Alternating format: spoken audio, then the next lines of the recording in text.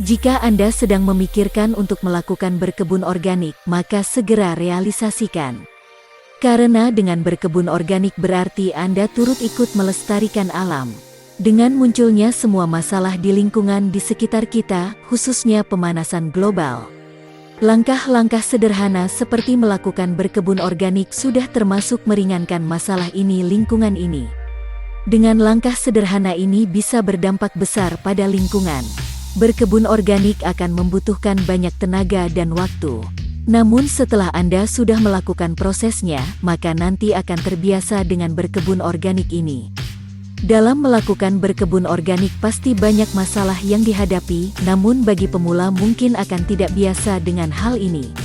Misalnya tanaman kok gak besar-besar, tanaman layu dan akhirnya kering, bahkan tanaman dimakan serangga.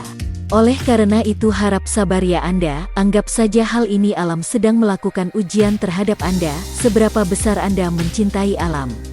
Perlu diketahui bahwa berkebun organik itu berbeda dengan jenis berkebun biasa. Dengan berkebun organik itu artinya Anda akan menghilangkan kebiasaan menggunakan bahan-bahan kimia yang membantu dalam proses berkebun. Seperti pupuk kimia, pestisida, herbisida, dan sebagainya. Jadi dengan berkebun organik, Anda tidak dapat menggunakan bahan sintetis tersebut. Dalam berkebun organik, semuanya harus organik. Bahan-bahan yang digunakan dalam berkebun harus berasal dari alam itu sendiri. Jadi Anda harus melakukannya menggunakan bahan-bahan yang dapat ditemukan di tanah. Anda bisa juga dapat membeli bahan organik yang tersedia di toko, seperti pupuk kompos, pupuk kandang, dan sebagainya.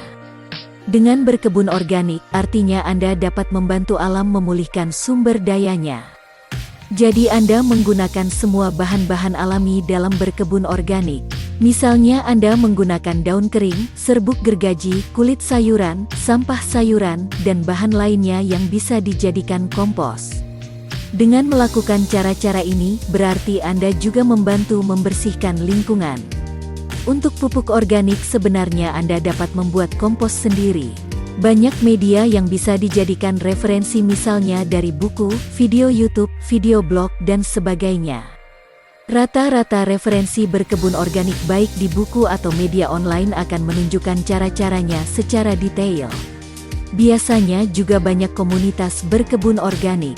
Dengan bergabung dengan komunitas tersebut, Anda akan menemukan seorang mentor dapat membantu dan mengajari Anda dalam berkebun organik. Selain berdampak pada pelestarian alam, berkebun organik juga memiliki manfaat yang selainnya. Banyak kisah orang yang melakukan berkebun organik ini yang awalnya dijadikan sebagai hobi, namun setelah berjalannya waktu hobi berkebun organik ini menjadi lahan bisnis mereka.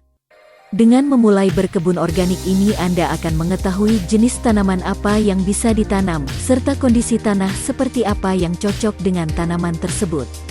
Selain itu Anda akan memiliki pengetahuan yang lebih luas mengenai bagaimana elemen-elemen dasar dapat berkontribusi pada keberhasilan berkebun organik. Anda akan mengetahui apa yang harus dilakukan jika terjadi masalah sehubungan dengan pertumbuhan tanaman atau munculnya hama di kebun organik.